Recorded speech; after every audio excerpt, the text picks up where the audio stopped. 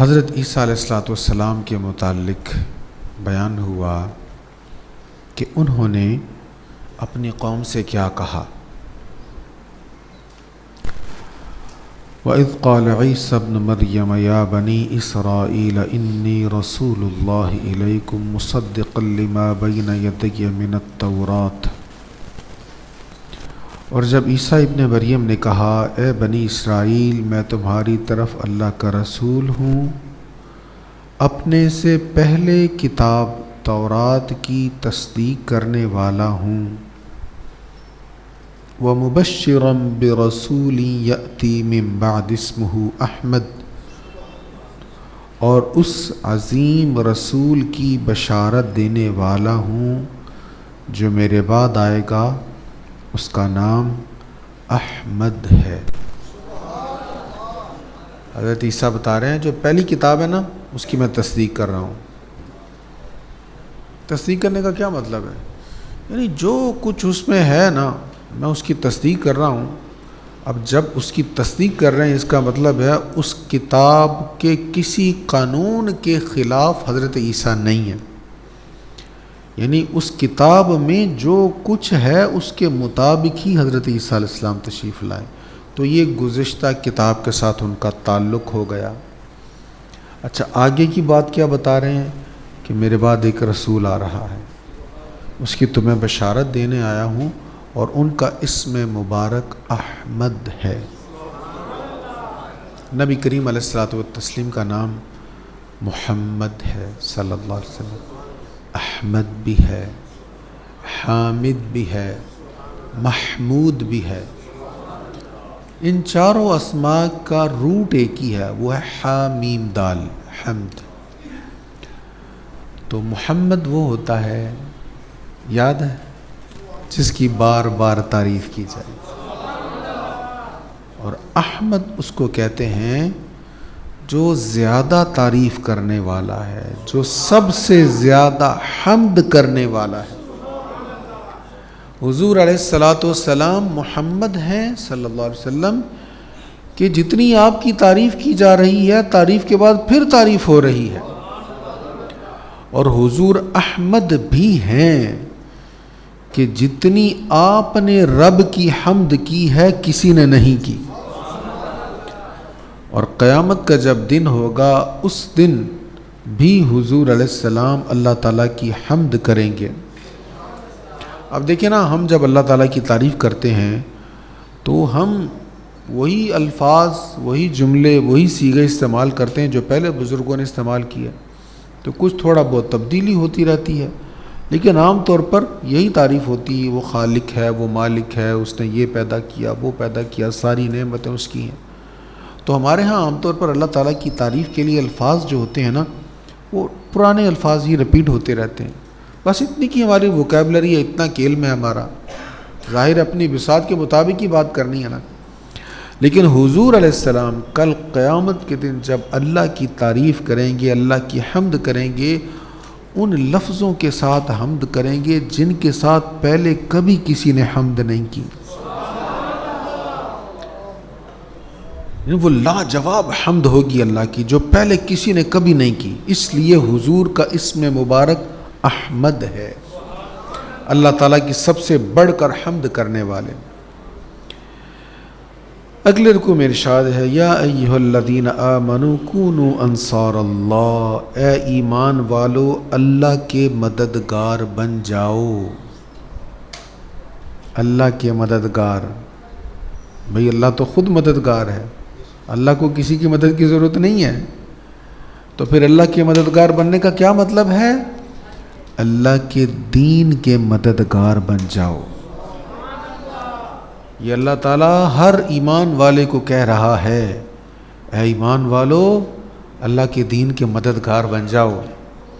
یہ نہ کہو کہ بس اسی کا کام ہے، بس مؤذن کا کام ہے اذان دے دے، بس امام کا کام ہے نماز پڑھا دے، مولوی صاحب کا کام ہے بیان کر دے، بس انہی کا کام، جس کا کام اسی کو ساجے۔ نہیں، یہ نہیں کہنا، بلکہ تم سارے دین کے مددگار بن جاؤ۔ جو ایمان والا ہے وہ دین کا مددگار بن جائے، مؤذن نے تو کہنا ہی کہنا ہے حی علی الصلاۃ، کوئی آئے یا نہ آئے اس نے تو کہنا ہے، اس کی تو ڈیوٹی ہے۔ امام نے تو نماز پڑھانی ہی پڑھانی ہے، خطیب نے تو خطبہ دینا ہی دینا ہے، اس کا تو کام ہے، 4 بندے ہوں یا 1000 بندے ہوں۔ لیکن اے ایمان والو، تم سب اس کے مددگار بن جاؤ تاکہ تم میں قوت بن جاؤ اور معاشرہ میں بہتر تبدیلی لا سکو۔ اب آپ مجھے بتائیں، میں جو بھی مطالعہ کرتا ہوں ٹوٹے پھوٹے لفظ آپ کے سامنے پیش کر دیتا ہوں، جو ذہن میں ہوتا ہے سنا دیتا ہوں آپ کو سبق۔ اگر آپ سب میرے سامنے نہ بیٹھے ہوں تو میں کس کو سناؤں گا؟ یہ آپ میرے مددگار ہیں جو سن رہے ہیں بیٹھ کر۔ یقین جانیے آپ کا بیٹھنا، توجہ سے مجھے دیکھنا، آپ کے چہروں پہ میں جو وہ ایک محسوس کرتا ہوں تجسس سننے کا کہ کون سی آج نئی بات آ رہی، یہ میرا حوصلہ بڑھاتا ہے۔ یہ آپ میری مدد کر کے اللہ کے دین کے مددگار ہو رہے ہیں۔ تو یہ ہم سب کو کہا جا رہا ہے، اے ایمان والو بن جاؤ اللہ کے دین کے مددگار۔ یہ جو میں بیان کر رہا ہوں، میں نہ بیان کروں گا تو کیا یہ قرآن کے پیغام نہیں آگے جائے گا؟ یہ میرا محتاج ہے؟ نہیں، میں اس کا محتاج ہوں۔ میں بھی اپنا ٹھوٹا لے کر، اپنا کاسا لے کر حاضر ہو رہا ہوں۔ تو ہم سب اپنی اپنی کوشش کر رہے ہیں، اپنے حصے کی لائٹ جلانے کی کوشش کر رہے ہیں، اپنے حصے کی جتنی روشنی ہے وہ کرنے کی کوشش کر رہے ہیں، اور اس پر عمل ہے، یہ اللہ کا حکم ہے۔ اے ایمان والو، سارے اے ایمان والو، تم سب اللہ کے دین کے مددگار بن جاؤ، جیسا کہ عیسیٰ ابن مریم نے اپنے حواریوں سے کہا تھا۔ کیا کہا تھا؟ اللہ کی طرف میرا کون مددگار ہے؟ حواریوں نے کہا نحن انصار اللہ، ہم اللہ کے دین کے مددگار ہیں۔ اس سے آگے سورۃ الجمعہ ہے، اس میں اللہ تعالی حضور علیہ الصلوۃ والسلام کی ایک آیت میں 5 صفات بیان کر رہا ہے، ایک آیت میں 5 صفات۔ هو الذي بعث في الأميين رسولا منهم يتلو عليهم آياته ويزكيهم ويعلمهم الكتاب والحكمة وإن كانوا من قبل لفي ضلال مبين۔ وہی ہے جس نے ان پڑھ لوگوں میں انہی میں سے عظیم رسول بھیجا جو ان پر اس کی آیات تلاوت کرتا ہے اور ان کے باطن کو صاف کرتا ہے اور ان کو کتاب اور حکمت کی تعلیم دیتا ہے، اور بے شک وہ اس سے پہلے کھلی گمراہی میں تھے۔ پڑھے لکھے لوگوں کو سمجھانا آسان ہوتا ہے، ایسا ہی ہے نا؟ اور جو بندہ پڑھا لکھا نہ ہو لیکن سوجھ بوجھ ہو اس میں، اس کو سمجھانا قدر مشکل ہوتا ہے، لیکن چونکہ سوجھ بوجھ ہوتی ہے اس کو بندہ سمجھا لیتا ہے۔ جو پڑھا لکھا بھی نہ ہو، تربیت بھی اچھی نہ ہوئی ہو، اور معاشرے میں اس کی حیثیت بھی کسی ظالم سے کم نہ ہو، اس کو سمجھانا کتنا مشکل ہوگا۔ اللہ تعالیٰ نے محبوب کریم علیہ الصلوۃ والسلام کو بھیجا تو اجڑ جاہل گوار لوگوں میں بھیجا۔ یہ وہ لوگ تھے نہ ان کے ہاں کوئی کتاب اتری، مشرکین مکہ، نہ کوئی کتاب اتری، نہ یہ پڑھنا جانتے تھے، ان کو مطالعہ بھی نہیں کرنا آتا تھا۔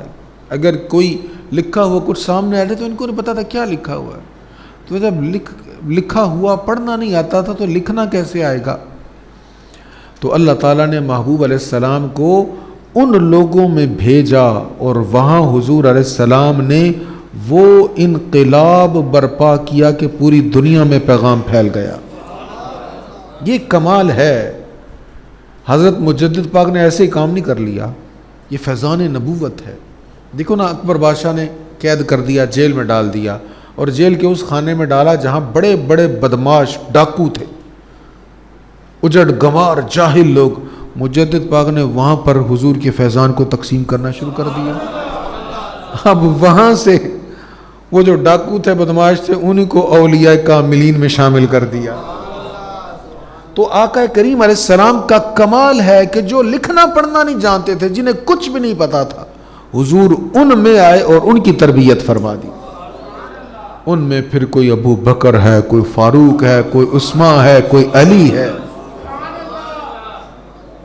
ایک ایک صحابی چلتا ہے، جس سمت میں جاتا ہے پورے کے پورے علاقے کو، خطے کو مسلمان کر دیتا ہے۔ تو حضور کی ایک صفت یہ ہے کہ ان پڑھوں میں آئے، اور دوسری صفت یہ بیان ہوئی کہ انہی میں سے آئے، یعنی فرشتہ بن کر نہیں آئے. اگر فرشتہ بن کر آتے تو فرشتے کی بات انسانوں کو سمجھنا مشکل تھی. فرشتہ انسان اس کو فرشتے کو دیکھ بھی نہیں سکتے تھے. انہی میں سے آئے، یعنی بشری صورت میں ہی آپ تشریف لائے. اور پھر حضور کی تیسری صفت یہ یتلو علیہم آیاتہ، اللہ کی آیتیں تلاوت کرتے ہیں. دیکھیں پرنٹڈ کتاب اگر حضور سب کے سامنے پیش کر دیتے، کوئی اپنے طور پہ پڑھتا، کیسا پڑھتا، کس طرح کا پڑھتا، لیکن حضور نے ایسا نہیں کیا، بلکہ اپنی زبان حق ترجمان سے تلاوت فرمائی. اور جب میرے آقا کے ہونٹ ہلتے ہوں گے کیا منظر ہوتا ہوگا. وہ گل ہیں لبہائے نازکن کے، ہزاروں جھڑتے ہیں پھول جن سے، گلاب گلشن میں دیکھے بلبل، یہ دیکھ گلشن گلاب میں ہے. اللہ اکبر. تو سرکار آیات کو خود تلاوت فرماتے ہیں، اور حضور کی تلاوت سن کر اللہ اکبر کیسی کیفیت. حبشہ سے لوگ آئے، پورا وفد آیا، سرکار کریم علیہ السلام تلاوت کر رہے ہیں، ان کی آنکھوں سے آنسوں کی جھڑی لگ گئی. طفیل دوسی حضور علیہ السلام سے مناظرہ کرنے آئے، حضور علیہ السلام کی زبان سے سورۃ الاعلیٰ کی تلاوت سنتے ہیں، دل کی دنیا بدل گئی، مسلمان ہو گئے. تو تلاوت بھی کرتے ہیں، صرف تلاوت نہیں، وَيُزَكِّيهِمْ، اندر کا میل کچیل بھی صاف کر دیتے ہیں، باطن کو پاک کر دیتے ہیں. اگر کسی ادارے میں کہہ دیا جائے نا بھئی آپ کا یہ یونیفارم ہے، آپ نے روز واش کر کے آنا ہے، نہا کے آنا ہے، غسل کر کے خوشبو لگا کے کپڑے پہن کر آنے، تو ظاہر ہے ادارے کے رولز ہیں، پابندی ہوتی ہے، سب اسی طرح کر کے آ جاتے ہیں. اندر تو نہیں صاف ہوتا نا، اندر تو صاف کرنے سے ہی ہوگا. تو کریم آقا کی ایک صفت یہاں پر یہ بیان ہوئی، نظر کرم فرماتے، توجہ فرماتے، دل کی دنیا بھی صاف ہو جاتی. آیات کی تلاوت بھی ہے، من کی صفائی بھی ہے. وَيُعَلِّمُهُمُ الْكِتَابَ وَالْحِكْمَةَ، کتاب اور حکمت کی تعلیم بھی عطا فرماتے ہیں. یعنی قرآن مجید صرف تلاوت نہیں کرتے، اس کو سمجھاتے بھی ہیں. اور صرف قرآن مجید نہیں سمجھاتے، بلکہ احادیث کے نور سے دل کی دنیا آباد کر رہے ہیں. سبحان اللہ. یہ سورۃ جمعہ ہے، اور اس کا پھر دوسرا رکوع، اس میں جمعہ کے متعلق ارشاد ہے، اے ایمان والو، جب جمعہ کے دن نماز جمعہ کی اذان دی جائے تو تم اللہ کے ذکر کی طرف دوڑ پڑو اور خرید و فروخت چھوڑ دو، یہ تمہارے لیے بہت بہتر ہے اگر تم جانتے ہو. تو جب اذان جمعہ ہو جائے، آپ کے علاقے کی اذان ہو جائے، تو پھر خرید و فروخت چھوڑ دینی چاہیے، پھر جمعہ کے لیے کوشش کرنی چاہیے. پھر جب نماز پڑھ لی جائے تو تم زمین میں پھیل جاؤ اور اللہ کا فضل تلاش کرو اور اللہ کا بہت زیادہ ذکر کرو تاکہ تم کامیابی حاصل کرو. تو جب نماز پڑھ لو جمعے کی، تو پھر اگر ہو سکے تو پھر کوئی تجارت کاروبار کرنا چاہیے. ہمارے یہاں ایسا نہیں ہے، سرکاری دفاتر بھی پہلے کھلتے بعد میں بند. تو کاروباری معاملات بھی ایسے ہمارے ہیں کہ جمعہ والے دن عام طور پر کام ہوتا نہیں، فیصلہ آباد میں تو نہیں ہوتا، اور اگر ہو بھی تو جمعے سے پہلے ہوتا ہے، بعد میں نہیں ہوتا. تو اگر اس پر عمل کر لیا جائے، جمعہ کے بعد کوئی کاروبار کا موقع ملے، تو قرآن کہہ رہا ہے کہ تم پھیل جاؤ اور پھر تم تلاش کرو، اللہ کا رزق اللہ تمہیں عطا فرمائے گا. ایک اور چیز بھی ہے کہ جمعے کے بعد بھی اللہ کا ذکر کرو. یہ نہیں کہ بس جمعہ پڑھ لیا بہت ہو گیا، جمعے کے بعد بھی اللہ کا ذکر کرو. اور جب انہوں نے کوئی اچھا اس سے آگے کوئی اور حکم ہے وہ نہیں بیان کرتا، تو بس یہاں پر یہی بات ہے کہ جمعہ کے لیے پہلی اذان کے بعد کاروبار خرید و فروخت بند کر دینی چاہیے. جمعہ کی جو فضیلت ہے وہ احادیث میں بہت زیادہ بیان ہوئی. نبی کریم علیہ الصلوۃ والتسلیم نے فرمایا جو جمعہ پڑھنے کے لیے جائے اور توجہ کے ساتھ خطبہ سنے اور کسی کو تکلیف نہ پہنچائے، گردنیں نہ پھلانگے، باتیں نہ کرے خطبہ کے دوران، تو اللہ تعالیٰ پچھلے ہفتے اور آئندہ ہفتے کے گناہ معاف کر دیتا ہے. تو جمعہ کی بہت زیادہ فضیلت ہے، اس کے لیے کوشش کرنی چاہیے. جمعہ کے لیے آنے سے پہلے سنت ہے کہ غسل کیا جائے. یہ غسل جو ہے نا، جمعہ سے پہلے جو غسل ہے، حضور علیہ السلام نے فرمایا سر کے بالوں سے لے کر پیروں کے ناخنوں تک سارے جسم کے گناہوں کو نکال دیتا ہے. اس سے آگے سورۃ المنافقون ہے. میں نے پچھلے سال بھی ایک بات کہی تھی، اس میں ایک گروہ کا ذکر ہے. انہوں نے بات ایک سچی کہی، لیکن قرآن کہہ رہا ہے یہ جھوٹے ہیں. عجیب بات ہے نا، سچی بات کہنے والے کو جھوٹا کہا جا رہا ہے. اور کیا کون رہا ہے؟ میرا رب کہہ رہا ہے۔ اللہ نے فرمایا اذا جاءک المنافقون، اے رسول مکرم جب آپ کے پاس منافقین آتے ہیں، قالوا نشہد انک لرسول اللہ، تو کہتے ہیں ہم گواہی دیتے ہیں بے شک آپ ضرور اللہ کے سچے رسول ہیں۔ منافقین آ کے کیا کہتے ہیں؟ ہم گواہی دیتے ہیں بے شک آپ ضرور اللہ کے سچے رسول ہیں، واللہ یعلم انک لرسولہ، اور اللہ خوب جانتا ہے کہ بے شک آپ ضرور اللہ کے رسول ہیں۔ انہوں نے آ کے کیا کہا؟ آپ ضرور اللہ کے رسول ہیں۔ اللہ فرما رہا ہاں اللہ کو پتہ ہے آپ ضرور اللہ کے رسول ہیں۔ واللہ یشہد ان المنافقین الکاذبون، اور اللہ گواہی دیتا ہے بے شک منافقین ضرور جھوٹے ہیں۔ جھوٹے ہیں یہ جو آ کے کہہ رہے ہیں نا بے شک آپ ضرور اللہ کے رسول ہیں، یہ جھوٹے ہیں۔ بھئی بات تو سچی ہے، اللہ خود بھی اس بات کی تصدیق کر رہا ہے کہ آپ واقعی اللہ کے رسول ہیں، لیکن وہ جھوٹے کیوں ہیں؟ اس لیے کہ جب وہ کہتے ہیں نا آپ اللہ کے رسول ہیں تو وہ دل سے نہیں کہتے، دل سے مان نہیں رہے، وہ زبان سے کہہ رہے ہیں۔ یہاں سے ایک بڑی اہم بات میں عرض کروں، صوفیاء نے ایک بات کہی ہے، بہت بڑی بات ہے۔ وہ کہتے ہیں جس بات کی تمہارا دل تصدیق نہیں کرنا نا، وہ زبان پر بھی نہ لاؤ۔ یہ جھوٹ ہے۔ آپ کسی کو کہہ رہے ہیں یار مجھے تیری بڑی یاد آ رہی تھی، اچھا ہوا تو آ گیا، واقعی آ رہی تھی یاد؟ اگر تو آ رہی تھی تو پھر تو سچ ہوا، نہیں تو جھوٹ بول رہے ہیں۔ آپ کسی کو کہہ رہے ہیں میں تو آپ کو جناب ہر روز آپ کے لیے دعا کرتا ہوں، واقعی کرتے ہو تو اچھی بات، نہیں تو جھوٹ ہے۔ اچھا اس سے آگے چلیں، بڑی باریک بات ہے۔ کبھی کبھی ایسا ہوتا ہم کہتے ہیں بھائی میں تو بڑا گناہ گار سا آدمی ہوں، کیا واقعی دل میں ایسے ہی سمجھتے ہو؟ اگر ایسے ہی سمجھتے ہو پھر تو ٹھیک ہے، نہیں تو یہ بھی جھوٹ ہے۔ میں تو خاکسار ہوں، میری کیا حیثیت ہے جی، یہ ہے عاجزی۔ اگر عاجزی واقعی دل میں موجود ہے تو پھر صحیح ہے۔ اگر دل میں کبر ہے، خود کو بڑا فن خواہ سمجھتے ہیں اور محض تعریف سمیٹنے کے لیے کہہ رہے ہیں نہیں جی میں تو گناہ گار سا ہوں، تو یہ بھی جھوٹ ہے۔ اس لیے صوفیاء فرماتے ہیں وہی عاجزی کا اظہار کرو جو دل میں ہے، جو دل میں نہیں ہے وہ زبان پر بھی نہ لاؤ۔ اللہ مجھ گناہگار کو بھی اس کی توفیق عطا فرمائے۔ اس سے آگے ارشاد ہے اور جو کچھ ہم نے تم کو دیا ہے اس میں سے کچھ ہماری راہ میں خرچ کرو، اس سے پہلے کہ تم میں سے کسی کو موت آ جائے۔ پھر وہ کہے اے میرے رب تو نے مجھے کچھ اور دنوں کی مہلت کیوں نہ دی تاکہ میں صدقہ کرتا اور نیکوں میں سے ہو جاتا۔ اور جب کسی شخص کی مقرر مدت کا وقت آ جاتا ہے تو اللہ اس کی روح قبض کرنے کو ہرگز مؤخر نہیں کرتا، اللہ تمہارے تمام کاموں کی خبر رکھنے والا ہے۔ اس سے آگے سورۃ التغابن ہے، ارشاد ہے آسمانوں کی تمام چیزیں اور زمینوں کی تمام چیزیں اللہ کی تسبیح کرتی ہیں، اسی کا ملک ہے اور اسی کے لیے سب تعریفیں ہیں اور وہ ہر چیز پر قادر ہے۔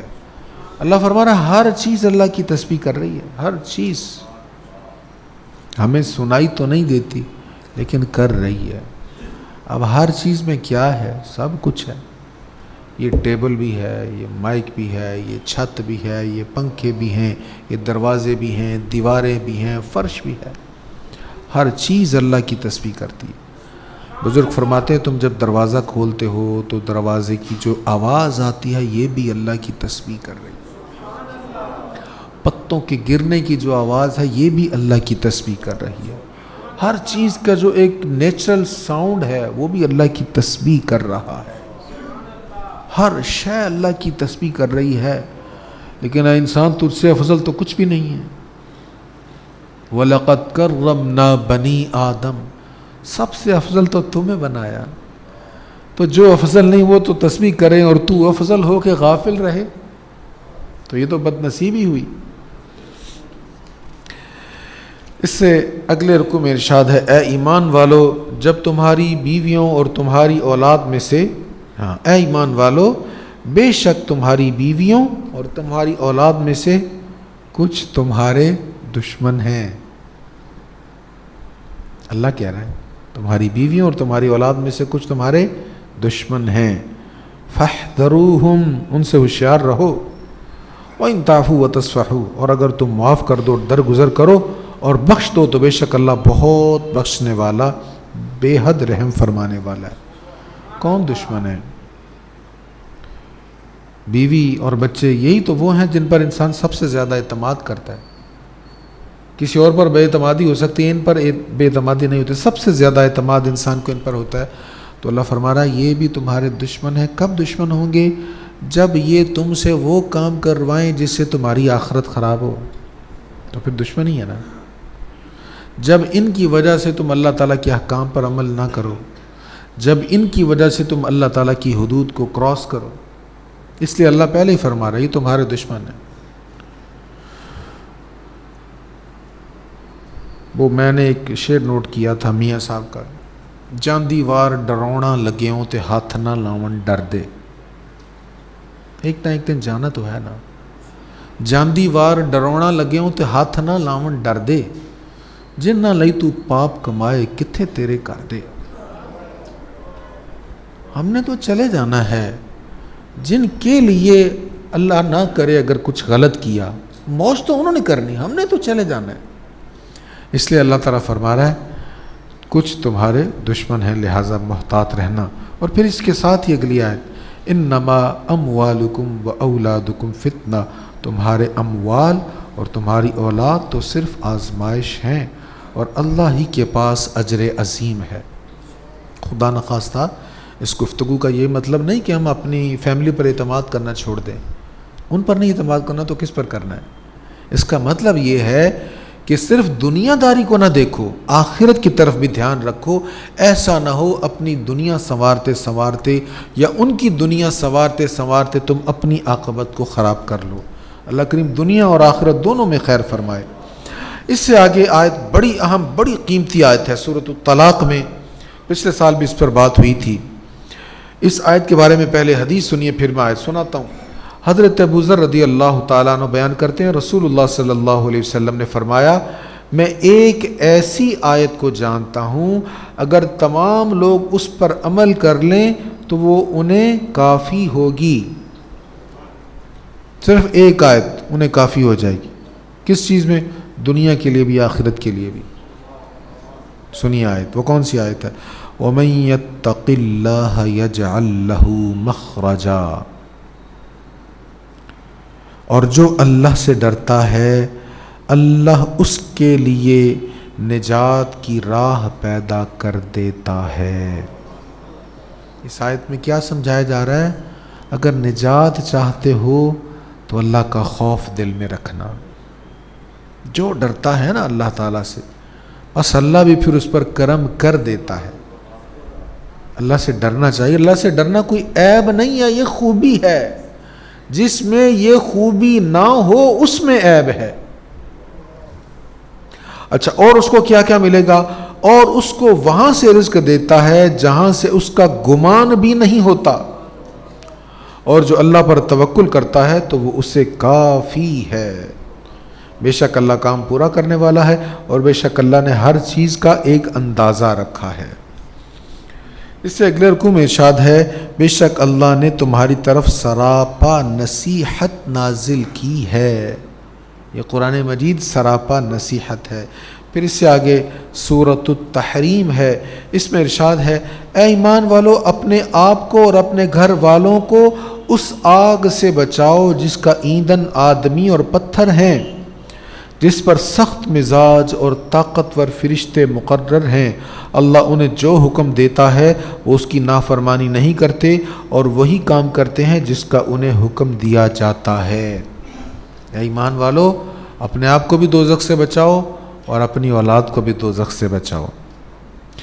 اس سے آگے ارشاد ہے اگلے رکوع میں، یا ایھا الذین آمنوا توبوا الی اللہ توبۃ نصوحا، اے ایمان والو اللہ کی طرف خالص توبہ کرو، ایسی توبہ کرو کہ آئندہ کو نصیحت ہو جائے۔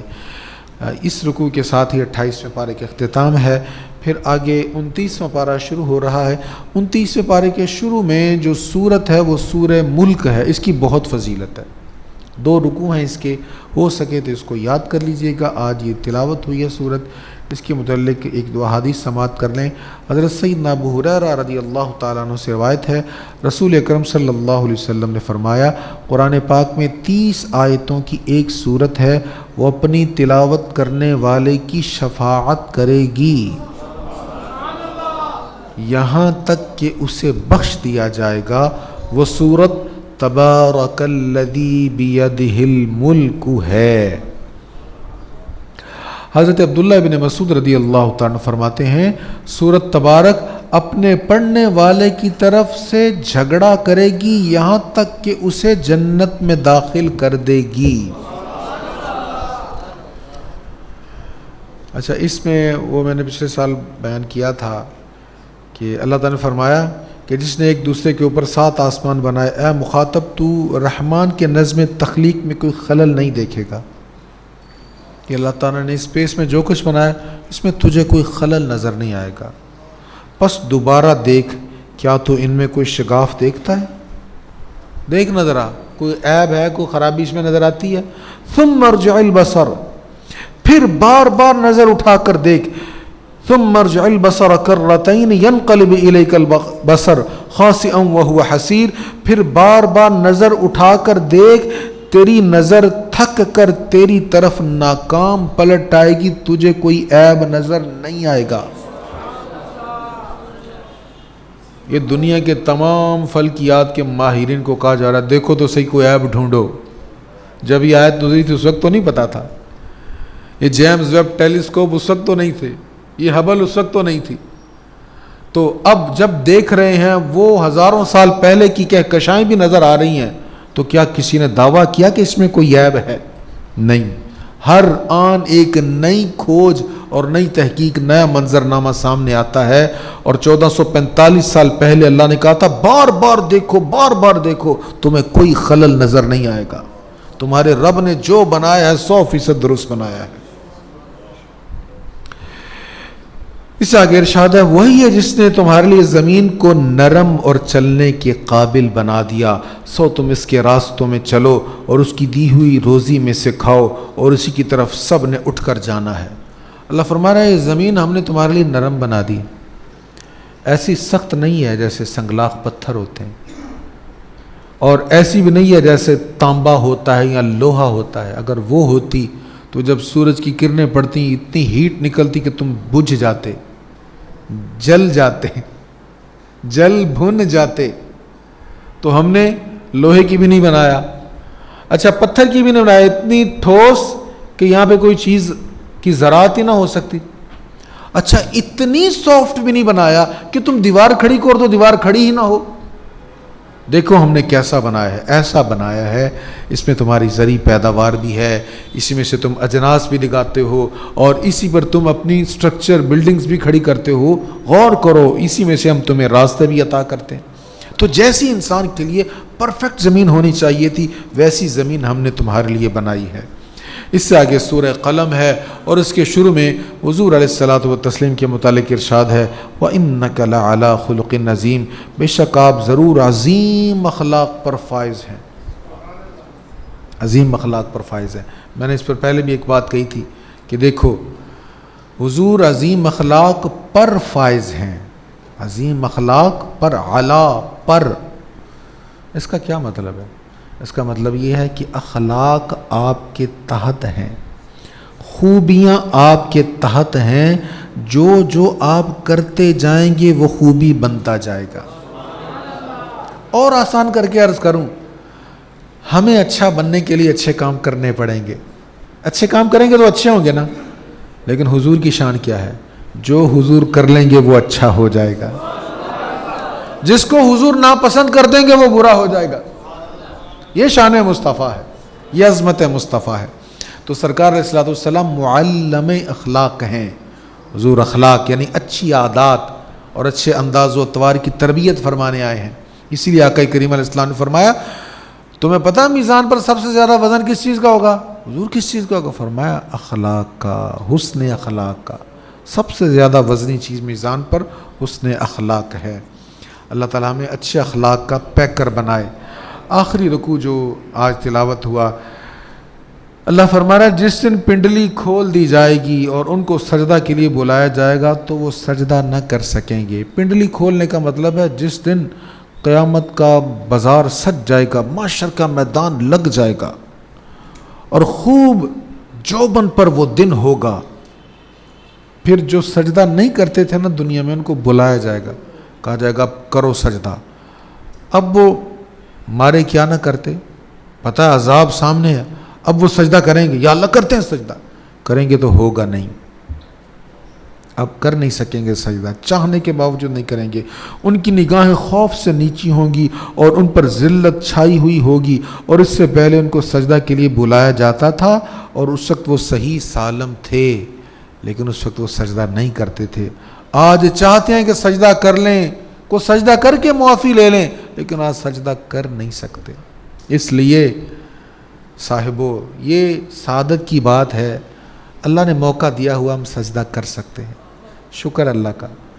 دعا مانگو اللہ ہمیشہ سجدہ کرنے کی توفیق دیے رکھے اور ہم سجدے کرتے رہیں، اس کی عبادت کرتے رہیں اور اپنی پیشانی اس کی بارگاہ میں جھکا کر زمین پر رکھ کر گڑ گڑا کر اس سے معافیاں مانگتے رہیں اور وہ ہم پہ کرم فرماتا رہے۔ وآخر دعوانا الحمدللہ رب العالمین۔